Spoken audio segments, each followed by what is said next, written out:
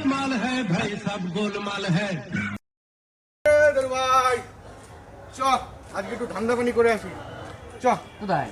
আরে ফোনে দেখলাম লালা মাথা মোটা নামে একজন বাইকের অ্যাড দিয়েছে, চ আজকে ভালো ধান্দা হবে। চ চ চ চ চ।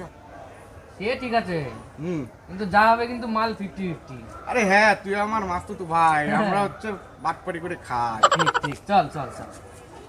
আরে ভাই চালিয়ে দেখে নাও, গাড়ি একদম কিং ডাক, তেলের মতন তাই? চালিয়ে দেখে নাও। আরে এই যে এটা কে?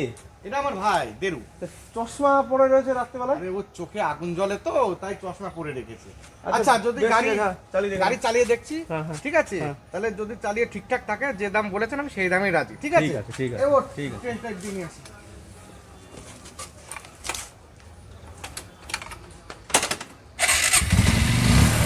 যাও। 3 hours later.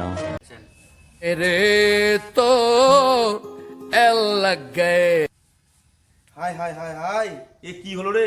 সে 2-3 ঘন্টা গেল ছেলেগুলো বাইকটা নিয়ে এখনো আসার নামই নিচ্ছে না। আমি কি চিটার বাটপার বাড়ায় বললাম নাকি? আমি এখন বাড়িতে কি জবাব দেবো?